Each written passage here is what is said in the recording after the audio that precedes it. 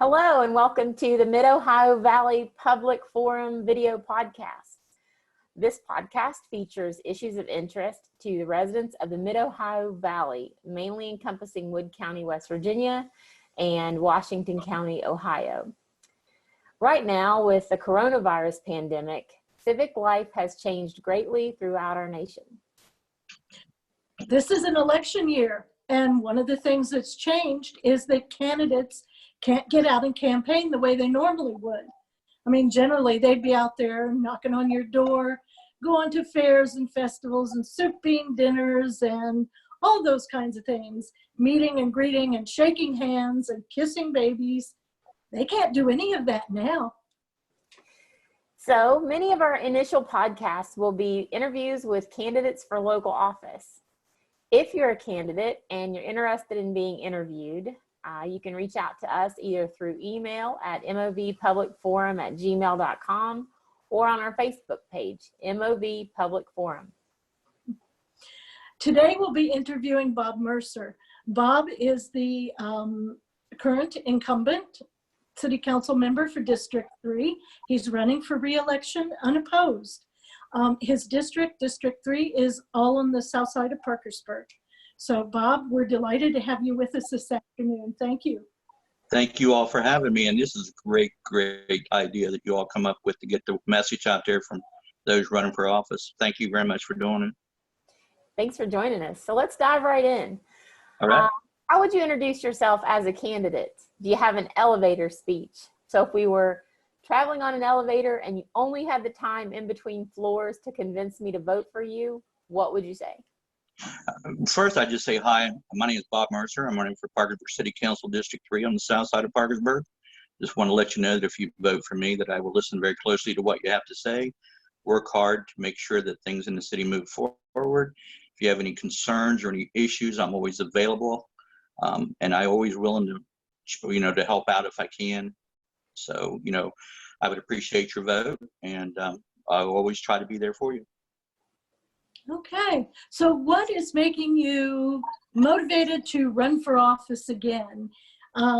Is there any one thing that made you decide to step up and do this again?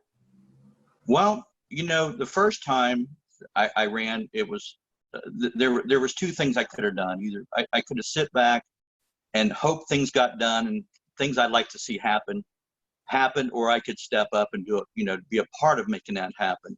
And that's basically what made me run again, is the fact that there's more things I'd love to do. I'd love to see things happen in this city. So that's what kind of led me to do it again. There was some speculation that I wasn't, because I wasn't feeling well and stuff like that. But, that's over with. And now I'm back into this thing full force and ready to go. What do you think is your wow factor? In other words, what do you think would make someone who hears about you or your candidacy say, wow, I want to vote for that guy? Well, the fact that not only do I represent the citizens of District 3, I'm available to every citizen in the city of Parkersburg. I've had multiple town hall meetings for, I guess that's what would be a good word for it, town hall meetings. I'm always asking for people's help. I'm always looking for people to, what do you want me to do? What is it that you would like to see from me? This is, I work for people. People don't work for me. And this is where Bob Mercer comes in and says, what would you like to see happen? What can I do to make things better for you guys? Sometimes people answer me, sometimes they don't. But I think that, that I'm a little bit different because I've had several town halls. And I always reach out. I'm always reaching out to the people, asking them for help doing something. So.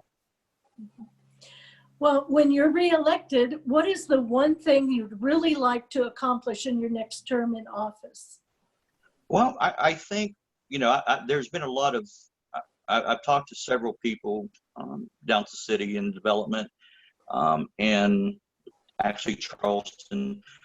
I want so bad for the city to have a marina. A place where you pull in, and there's picnic areas. There's a place kind of like Point Park, but in a different location, where that's been something I've been talking about since, and I've actually reached out to Charleston. They've sent me the information on how to do things, Harbor, I'm sorry, I just drew a blank. But there were just several things that I want to see done. And with the coronavirus pandemic, I want to start I don't know if maybe an office within an office of emergency preparedness, to where the city of Parkersburg is going to be have the stuff that they need in case of the next pandemic or the next disaster. We'll be prepared and we'll be ready to go, and I want to see that happen as well. How do you feel about compromise? Compromise is very important, especially on city council, because like I said, it's not the Bob Mercer show. There's 9 of us up there. Everybody has their own opinion on how things, and you know, you just can't go up there and say, well, I'm not going to do this because they are not playing by what I want to do. You have to listen to what they have to say. Then, you know, you can listen and say, well, hey, that's a good idea. You know, maybe that might work a little bit better than what maybe I thought of or something. So you have to understand it's not just you that's up there on that council, and you know, and make sure that you do work well with them, because that's very important. Mm-hmm. So how well do you think you play with others? And can you give us an example? An example is hard, but I do play well with others. You know, I'm a dispatcher for 911, and you know that, and along with city council, you know, you have to go along with some of the things that other people want. Like I said, you just can't be just what you want. But you know, there are several times, and it's just hard to place my finger and say things, but there are times that I have, you know, played well with others and compromised and done what they've asked me, and you know, it's whether I liked it or not sometimes. What do you think your worst enemy would say is your worst quality? Wow, that's kind of hard. I'm seriously, and this may sound ridiculous, but I hope I don't have a worst enemy. To my knowledge, I don't have anybody that dislikes me. And maybe it's just hard to, that's a hard question to answer. I stumbled on that one when I looked that up. Uh-oh, I'm in trouble. What would you say is your own worst quality? My own worst quality? I think sometimes I expect too much of myself. Maybe if that's a worst quality or not, but sometimes I maybe might set myself up to be disappointed, because there's just so many ideas running through my head that sometimes it doesn't happen, and I get frustrated with myself. And that's probably a bad habit of mine. You know, I've been told, you know, my wife said one time, she goes, you're the only person I know that wants to start at the top. So, you know, I don't know if that's a worst quality or not, but to me, that's the kind of thing that frustrates me the most, is trying to expect too much, I guess. Word. Okay. Yeah. So, what do you think is your best quality? My best quality is I don't know a stranger. I'll talk to anybody. I get along with everybody. You know, I will treat people as they treat me, with respect, and that's how I was raised. Is you treat people with decency and respect. And in fact, you know, there are even people that don't do that, don't treat me, and I'll still I'll take one. I'll step right out and say, hey, you know, I'm sorry. I'm going to be your friend. I don't care. But I don't know a stranger, and I'll be friendly with anybody.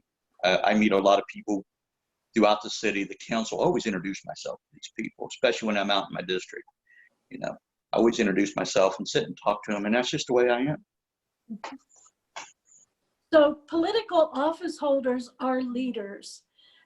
Describe your leadership style. I lead from the front. I mean, you know, if I'm doing something and I'm in charge of it, you know, I will take control of it, and I will listen to what's being told to me, and I'll follow suggestions. And if I think, again, compromise the word, I think if something's better, then that's the way it is. If somebody else is in charge of it, hey, I'm on their team. If I do what they tell me to do, and go from there. It's not a dictatorship. It's not the Bob Mercer show. I can't say that enough. And I always tell people that it's not the Bob Mercer show. You know, this isn't all about me. It's about the city of Parkersburg and about other people that I work with, and that's the way it's got to be. It can't be any other way. What would you say are your personal core values? Core values, again, treat people with decency and respect. You don't disrespect people because they remember that amongst all things. You try to be, you try to listen closely to what people are trying to tell you, and you let them know you're listening.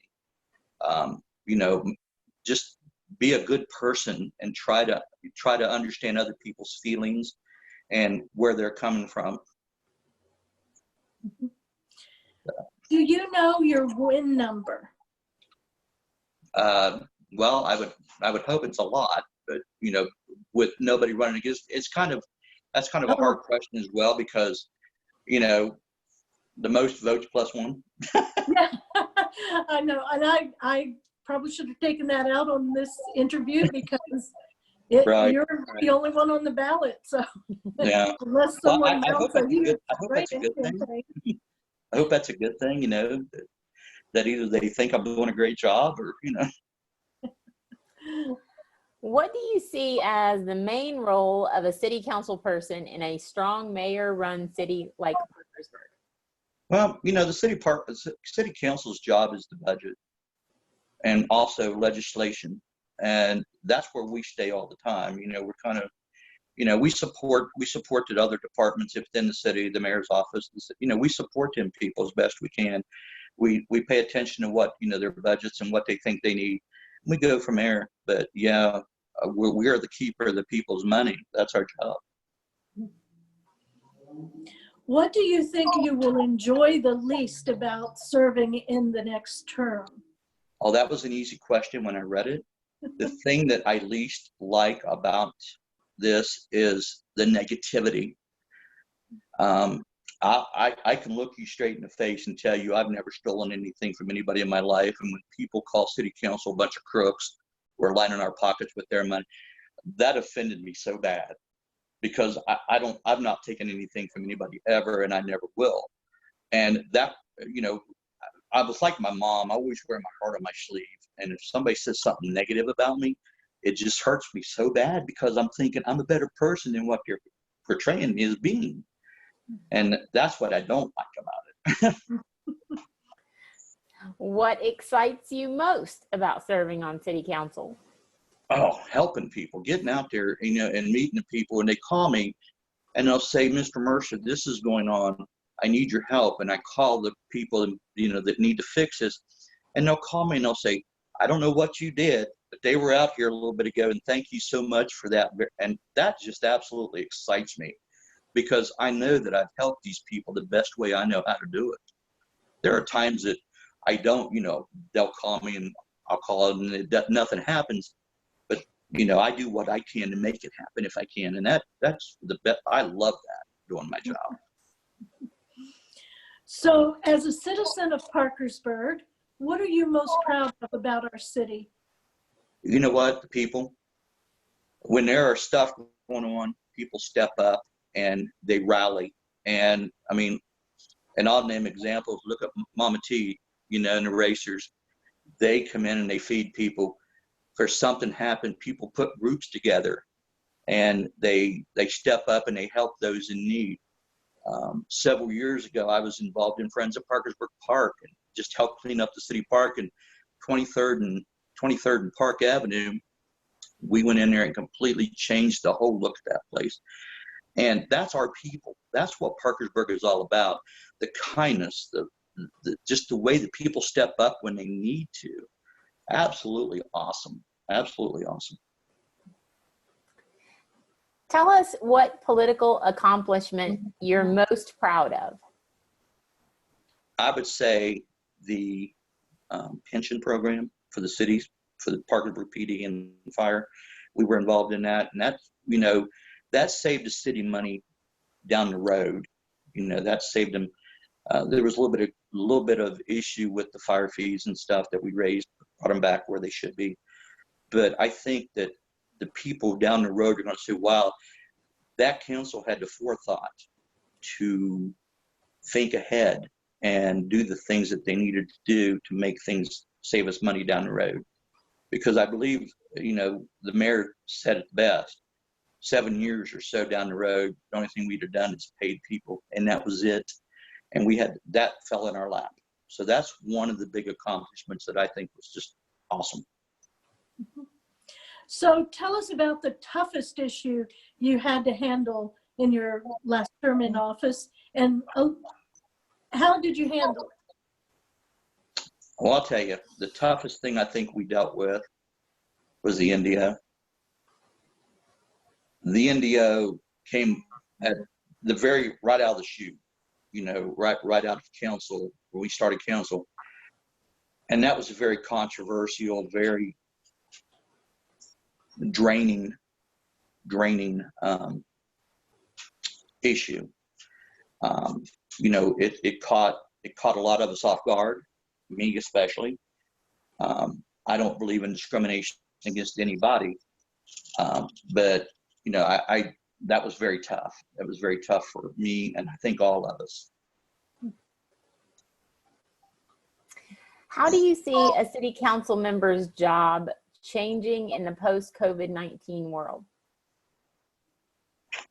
Well, I think we're going to have to pay closer attention for a while to the budget, because we're not sure the impact that this is going to have on us right now.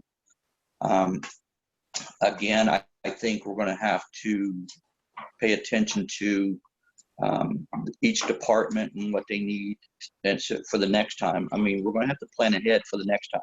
It may not be the COVID-19, but there may be something, you know, whether it be a flood or damage from a storm. You know, we have a lot of good people that work in the emergency management system, but Parkersburg needs to be on top of their own issues and take care of their own business, I think. Excuse me. Well, with that, we will move to the hot seat. Yeah. Kim and I, often both of us, have been present at nearly every single city council meeting. Right. Current council was sworn in. Right. We've noticed that a lot of what council does is routine and not typically of interest to the public. We've also noticed that a lot of issues are resolved in council either by a unanimous or nearly unanimous vote. Yes, but there have been several issues that have engaged the public and caused a bit of controversy, Right. and or divided the council. So we would like to get your brief take on those issues. Okay. So They've been resolved. I'm sorry. They've been resolved for the most part for the moment, but they could always crop back up again. So Exactly. So for this purpose, we'll use a support, not support, or support with changes. Okay. Here we go. Non-discrimination ordinance. Support with changes. motorized bicycle ban. Support.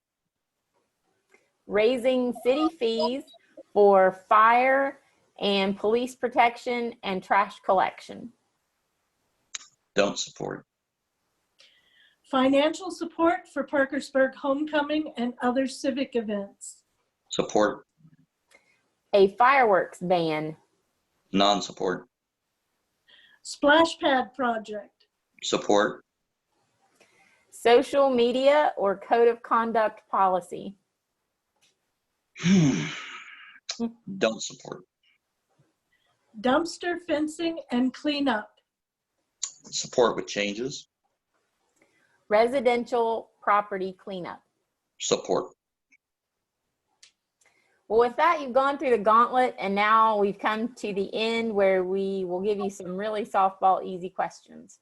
Thank you. What's your favorite thing or place in our city? This might sound silly. My favorite place in the city of Parkersburg is Market Street from 19th to 2nd Street. That's where I am. My wife and I go for drives. We always go home that way. I love it. The old homes, the stately, just beautiful homes. Then when you get down past 13th Street, you drive down here, you remember the way Parkersburg used to be, especially during Christmas time. It was so beautiful down in there, and it was just totally 100%. I loved it, and I still love it today. And I go down here every time I go home. That's the way I go home. April and May are my favorites on the street because all of the flowering trees are bloomed out. We have cherry blossoms and dogwoods everywhere and tulips galore. And I keep thinking, I keep thinking of stories about people telling me there's tunnels under some of them houses, and I'm thinking, wow, I want to go see. I haven't found any. I'll let you know. Well, closer to St. Joe, I guess. You know, when I gather. So, what are you passionate about personally? My family. Everybody who knows me knows that I love my wife, my 2 daughters, and my granddaughters with everything that I am. They're the reason I am who I do the things that I do. My granddaughters have taught me so much about the way things are now compared to the way things are when I was growing up and a kid. And it's just totally awesome to watch it. My granddaughters are civic minded. You know, they're always involved in something. And I'm very passionate about supporting them and making sure that they have the things that they have in life to succeed, like I did my girls. So that's my passion.